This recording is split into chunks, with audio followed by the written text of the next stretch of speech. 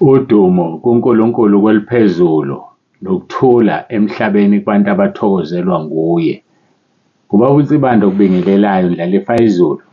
Ngithi uJesu Kristu inkosi.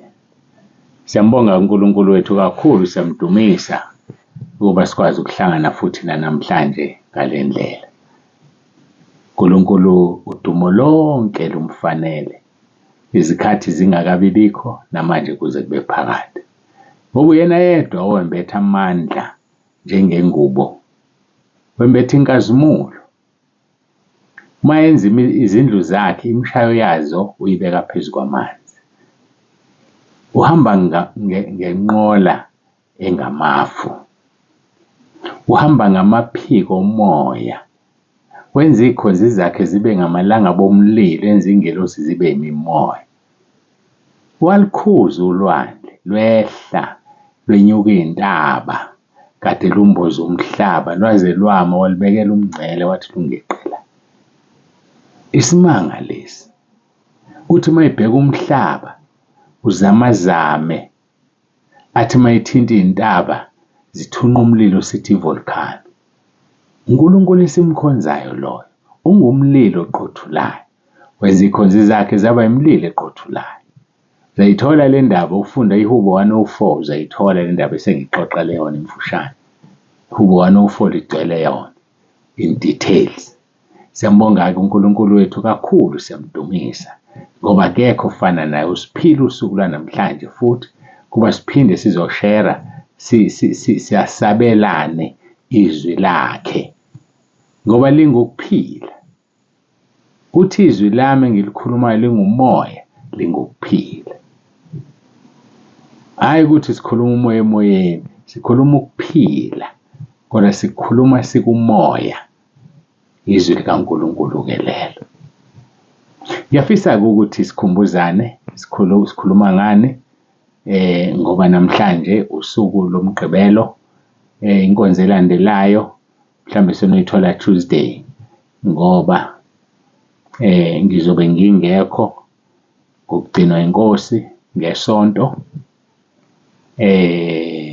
Ngakho-ke uma ngingekho khona engibashiyayo, so kusho ukuthi-ke labo-ke engibashiyile kuzofike kube inkonzo yami mhlawumbe ngesonto, bese ngoMsombuluko kube inkonzo yaloyo ozobe khona entabeni. So mhlawumbe thina sesoqhubeka ngoLwesibili.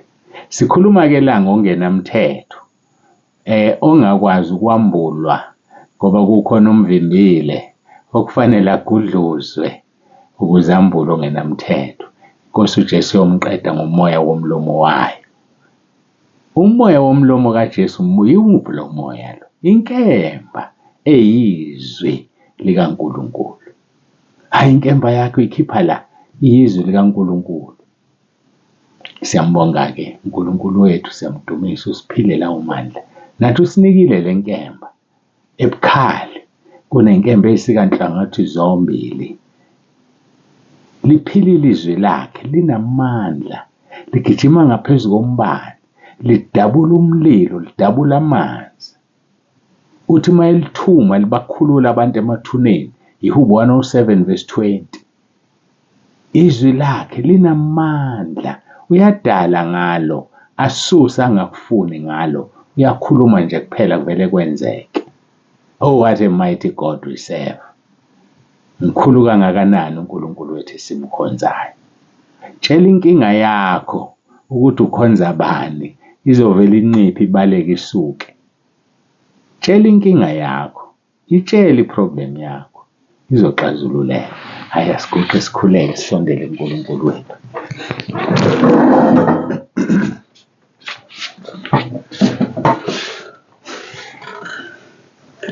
Baba, egameni likaJesu ophilayo, siyabonga ukuthi usihlanganise namhlanje ngale ndlela, sikunikeza udumo. Siyabonga Nkosi, sibonga uthando osithande ngalo.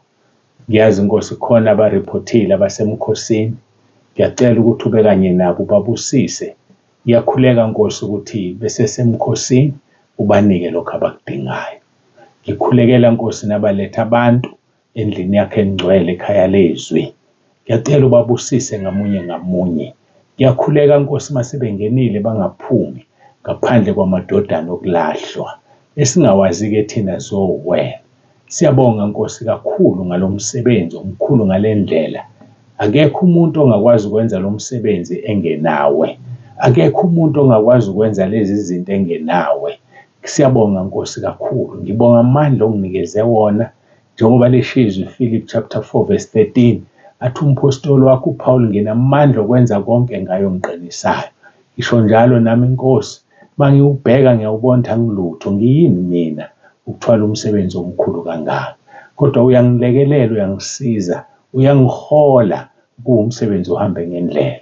Basiza abantwana bakho babambisane nami, sibambisane sonke nawe, ngoba uma bemelana nawe umsebenzi wakho uzolimala.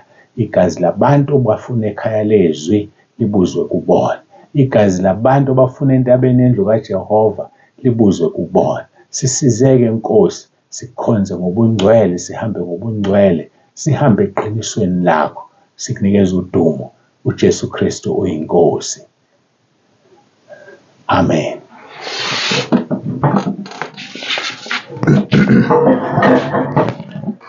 Siyambonga-ke uNkulunkulu wethu, siyamdumisa. Masiye ezweni lakhe, kumnandi ukuxoxa naye. Masiye ezweni lakhe ngokaJohane chapter 17 verse 20 no-21 sikhuluma ngobunye kuKristu. Uthi-ke uJesu mayikhuleka, ezikhulekela yena nabafundi bakhe nalabo abakholwayo, abayokholwa ngenxa yezwi elikhulunywa abafundi bakhe. Yithi labo, angiceleli laba bodwa, kepha nalabo abakholwa yimi ngezwi labo, ukuba bonke babe munye, njengalokhu wena babukimi nami ngikuwe, kuba nabo babe kuthina, ukuze izwe likholwe ukuthi wena umthumile. Siyambonga kakhulu uNkulunkulu wethu. Sizoya kwabaseThesalonike, chapter 2 verse 2 Thessalonians abesibili abaseThesalonika isahluko sesibili soqala ukufunda kuverse 5 isithene 8. Anikhumbuli yini ukuthi ngisekhona kini nganitshela lokho na? Senikwazi ukumbambezelayo ukuze ambulwe ngesikhathi sakhe. Ngokuba imfihlakalo yokungabi namthetho siyasebenza kuphela ukuze kudediswe yena umbambezelayo. Lapho-ke uzakwambulwa lowo ongenamthetho yakumqeda iNkosi uJesu Kristu ngomoya womlomo wayo, imchithe ngokubonakala kokufika kwayo. Ubani lo vimba umphiko uKristu? Umbuzo wethu lapho. Sibuyele kwabase-Efesu. Sisakhuluma ngebandla. Saqale sabheka uhulumeni, saqeda sabheka umoya ongcwele, sisabuka ibandlana. Oyedwa kulaba abathathu. Kungaba uhulumeni okufanele agudluzwe ukuze ongenamthetho ambulwe. Kungaba umoya ongcwele okufanele agudluzwe ukuze ongenamthetho ambulwe. Kungaba ibandla okufanele ligudluzwe ukuze ongenamthetho ambulwe. Hayi, beka indlebe wena uyilandele lezi nkonzo. Sizothola. Bekezela, ngoba mangivele ngikutshela singalandeli izwi awuzukholwa. Asilandele izwi khona sizovumelana nawe ngoba sambulelwa yizwi. Ngiyamazi mina. Yazi ukuthi ngiyamazi phela mina, kodwa ngicathulisa wena khona uzomazi kahle ukuthi uma ukhuluma into oyazi ithi itholakale phezwini. Ungathi ubaba uNsibanda uthe. Cha, akusebenzi kanjalo. Asikwazi ukuthi sithi ubaba uNsibanda uthe.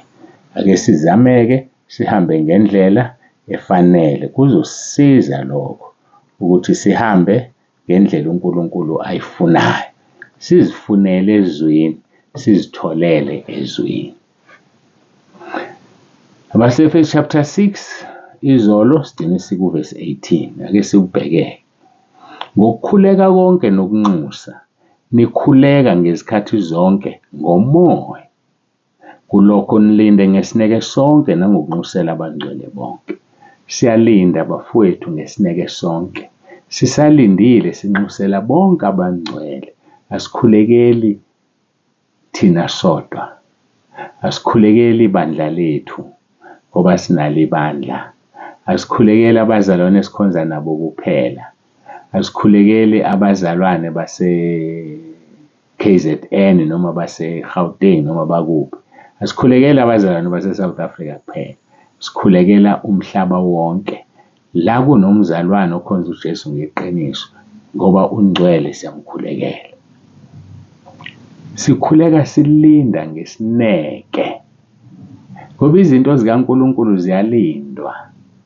Ngike ngayithinta izolo ngathi awukwazi ukuthi uvele unikeze ingane yakho imoto ngoba ubona ukuthi unemali wena. Ayidingi, ayikwazi ngisho ukuyidrayiva, ngisho ingahlala esihlalweni ayiveli phambili.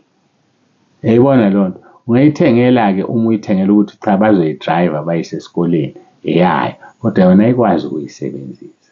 So kunezinto nathi esiy'tshela uNkulunkulu kanti uyabona ukuthi azisifanele, uyabona ukuthi ngeke sikwazi ukuyisebenzisa, angasinikezi zona. Singaphatheki kabi, asifunde ukwaneliswa, sazi ukuthi uNkulunkulu wethu uyasithanda, uyasibonelela. Yingakho-ke ngokukhuleka nangokunxusa sikhuleka ngezikhathi zonke. Ngiyakhumbula kwake kwaba nesikhathi empilweni yami siba exposed kumzalwane othize owayeshaye imithetho yokukhuleka ethi uyifundisiwe. Yazi ukuthi asoyibheka lento ephambana nezwi. Kwakukhulekwa ngesikhathi esithile, angizozisho. Kukhulekwe ngesithile, athi kufika iy'ngilosi zizolanda imikhuleko. Liphi izwi elithi imikhuleko ilandwa izingilosi? Angilazi mina, mhlawumbe wena uyalazi. Ngangizibuza ngizibe kwenzeka kanjani eBhayibhelini asibekele abantu ababe nekhathi zokukhuleka eBhayibhelini, amaJuda noma abakwa-Israyeli ngaleso sikhathi. Kwakunamahora abakhuleka ngawo. Makuthi ngisakhumbula kahle, ngehora lesithathu, which is 9 o'clock, ngehora lesithupha, u-12 o'clock emini, ngehora lesishagalolunye, u-3 ntambama. Usakhumbula yini oPetro noJakobe beye ethempelini bethola lo wayeyisinxibe ehlezi emnyango elindele ukuphiwa utho, babeyokhuleka ethempelini. Yingakho-ke abasazama ukuyibamba leyo mthetho amaMuslim, ngithi ngoLwesihlanu ngathi avale iy'tolo ngo-12 ahamba ayokhuleka, basazama ukuyibamba leyo nto. Kanti uJesu wafika wasikhulula emthethweni, wawuqeda umthetho ngokuthi awugcwalise, wawugcwalisa. So sesikhuleka ngey'khathi zonke, hhayi iy'khathi ey'misiwe. Akho ngelosi ebuya izolanda la. Thina sinomoya ongcwele, kodwa yazi impela bakithi, umuntu uke wavelelwa. Lahlasela leli bandla liqala, ngihlaza cwe ngingazi lutho. Umoya ongcwele lithi izwi lenkosi waseRoma uyasinxusela. So ingelosi iyaphi? Izolanda imikhuleko kubani? Kanti ubani omkhulu, wena nengelosi? Abangcwele bakhulu kunezingelosi, yikho bezohlulela iy'ngelosi. Akho ngelosi elanda umkhuleko la. Siyazwana bazalwane? Ayikho. Thina yethu imikhuleko iyabhodloza ngoba ihamba nomoya ongcwele. AbaseRoma chapter 8, ngithi ngibavule silungise lento. Yazi ezinye izinto zifuna ukulungiswa, ikakhulu uma usukhuluma into ethanda ukujula-jula, kanti mhlawumbe omunye wezwa okunye kumuntu amthembayo. Roma chapter 6 verse 26 no-27 lithi ngokunjalo nomoya uyasisiza ebuthakathakeni bethu, ngokuba sikwazi esingakucela ngokufaneleyo, kodwa umoya uqobo usikhulumela ngokububula okungena kuphinyisela. Ezwa uyasisiza, umoya ongcwele ungumsizi wethu, uyakusiza akakuphoqi. Sinake uNkulunkulu evuse enye into. Angithi khona laba bathi uma bekhuleka kube khona amazwi akhulunywa ngaphakathi ayinhlamba, athuka uNkulunkulu, athuka umoya ongcwele. Ingoba uma ukhuleka kukhona oseduze kwakho. Ubani wena oseduze kwakho uma ukhuleka? Ubani? Uma uvuma ukuthi ugezwe, kuhlanzwe ezonweni zakho, uvuma uRoma 10 verse 9, uba ilangabi lomlilo, awasondela amazwi aney'nhlamba ozothi uma uthi uyakhuleka kuvuka inhlamba kuwe. Kodwa kuba nomoya ongcwele, kube nokuthula, ayithathe lento oyikhulumayo ayokububulela ekhaya ezulwini. Asidingi ingelosi thina. umoya ongcwele ukhona, uthe uJesu uzohlala kithi kuze kube phakade. Ingakho phela amaHubo 34 verse 15 ethi uNkulunkulu, izindlebe zami zikukho ukukhala kwabangcwele. Zikukho kanjani? Uyayithatha ayithumela zoyibeka eduze kwethu? Cha, ngoba kunomoya ongcwele awumsebenzisayo. So-ke othutha konke ukukhala kwabangcwele akulethe kuyena. Athi izindlebe zami zikukho ukukhala kwabo. Athi verse 17 bayakhala lawo, baney'nhlupheko ey'ningi, kodwa ngiyabakhulula kuzo zonke. Ngoba sinomoya ongcwele osibubulelayo, osikhalelayo. Asibuyele kulo. Awubheke ngiyalivala, ngicabanga ukuthi ngingapha, ngifuna ukuya kubo baseRoma, ngiyabavala bakithi kodwa ukuguga. Sicasha ngokuguga. Siphinde uverse 26. Ngokunjalo nomoya uyasisiza ebuthakathakeni bethu, ngokuba sikwazi esingakucela ngokufaneleyo, kodwa umoya uqobo usikhulumela ngokububula okungena kuphindiselwa. Athi uverse 27, kepha yena ohlola izinhliziyo uyakwazi okuqondwa ngumoya, ngokuba ukhulumela abangcwele ngokwentando kaNkulunkulu. Ubani ohlola izinhliziyo? uJehova Sebawuthi, uNkulunkulu babo. So uthi uma iqhamuka umoya ongcwele, akudingi umoya ongcwele aze akhulume, uvela ambone ukuthi yini amphathele yona, ebe esuka kusibanibani. Useyazi ukuthi usibanibani udingani, ngoba umoya ongcwele usemlethelile isidingo sakhe. Hayi bazalwane, ngiyakutshela siphuma kude thina nentaba yendlu kaJehova yabonele. Sike sahlaselwa, safundiswa ukuthi uJesu ubonakele wathi kuney'khathi zokukhuleka umoya ongcwele. Hayi ngawushaya lo moya usungene ethempelini likaNkulunkulu, sekuthiwa kufanele sime. Angazi uma kuwuphasi 11 yimi inkonzo. Lokho sekuqaliwe kumiwe, kuguqwe, kukhulekwe. Hayi kwakungaguqwa, kukhulekwe ngoba seyifikile iy'ngilosi zizolanda imikhuleko. Hayi ngama ngonyathi mina ngeke inkonzo masiqali. Kanti inkonzo yini? Ukukhuluma kaNkulunkulu. Nasimisa ukukhuluma kaNkulunkulu ngoba kufika iy'ngilosi. Kanti ubani umkhulu? Awusisuka kude madoda. Bangasizama nje namanje, basho konke abafisa ukusho, bayeke ukusiguqisa, basitshele lokhuya nalokhuya, basiprofethele. Hayi khona sisuka kude. Hayi ngisuka kude. Mina ngiyambonga uNkulunkulu engimkhonzayo ngoba wangifundisa izwi. Wathi izwi lakhe lunguye, yena ungulizwi, okungekho ezwini akuveli kuye. Ngiyakutshela mina, funda iBhayibheli lakho, hlala ezwini.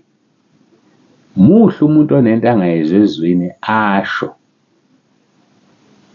Yisho ukuthi izwi elithile, ivesi elithize, ngilahleka la kulona. Ngoba uma ucela ukuchazelwa ivesi, kusho ukuthi ucela inkonzo wena. Angithi khona manje uyabona nje ukuthi sikhuluma ngani. Sikhuluma ngoverse 18, sekuyophela u-20 minutes. So uma uthi wena ngicela ukuchazelwa ivesi elithize, usho ukuthi wena ngikwenzela inkonzo yakho wena. Ngakho-ke wena yisho into exakayo kulelo vesi, ihlale kuyona kuphela, ngingakhulumi ngevesi lonke, ngoba ivesi linothile, linomcebo. Niyibona loo nto bazalwane. So-ke uma kukhona ongakuzwa, ubuze, kodwa buze ongakuzwa. Thana nanti ivesi lithi ngilahleka la.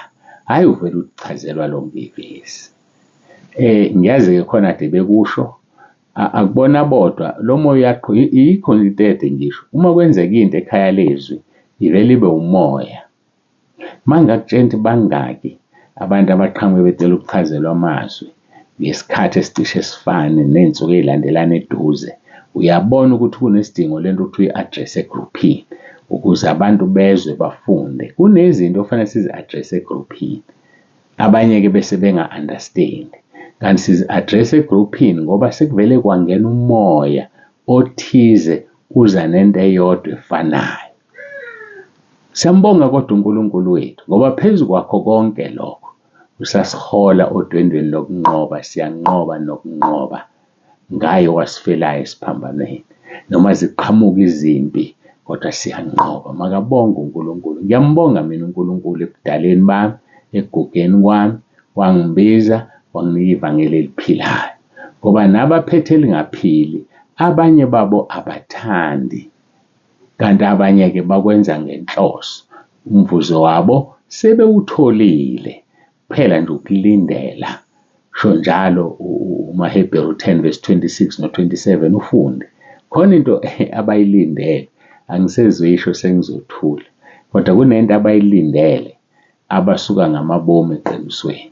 Yingakho-ke umpostoli Pawulo ethi asishumayele kwisikhathi kungesona, ngoba siyeza isikhathi abantu ngokubatshwa kwendlebe zabo bazolalela abakuthandayo. Njengokudla, ukudla uma kuphakeliwe, udla okuthandayo kuye kungakufuni epletini, angithi?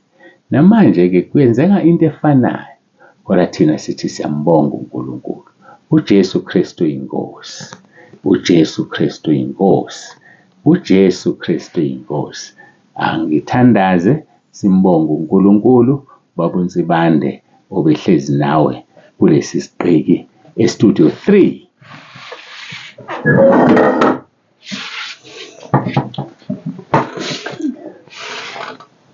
Baba, egameni likaJesu, uNkulunkulu wethu onomusa, siyabonga uthando sithande ngalo. Siyakubonga ngendlela emangalisayo. Ngiyacela ukuthi usisize, uhlale ey'nhliziyweni zethu. Ushiloku ukuthi uma silizwa izwi lakho silenza, lihlala kithi. Usuke sekuwena uqobo hlezi kuthina, ngoba izwi lakho linguwe, lingulizwi. Ngoba uhlala kithi ngumoya wakho ingcwele.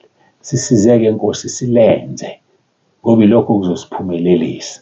Busisa lona loyo lalele nozoyishare inkonzo edlulisele kwabanye. Nalabo Nkosi abaletha abantu ekhaya lezwi, ngiyacela ubabusise, ubabiyele, ubapha amandla. Wenza izwi lakho kaJakobe chapter 5 verse 19 and 20, usibekele inqwaba yezono zabo. Bangene ezulwini njengamaqhawe, bangene ezulwini bawuthola umqhele ukuletha abantu basindiswa, basizakala. Siyabonga uJesu Kristu inkosi. Amen. Siyambonga uNkulunkulu kakhulu bangcwele, udumo lonke lungolwakhe lumfanele. Baba uNsibande useyavalelisa uthi uJesu Kristu inkosi.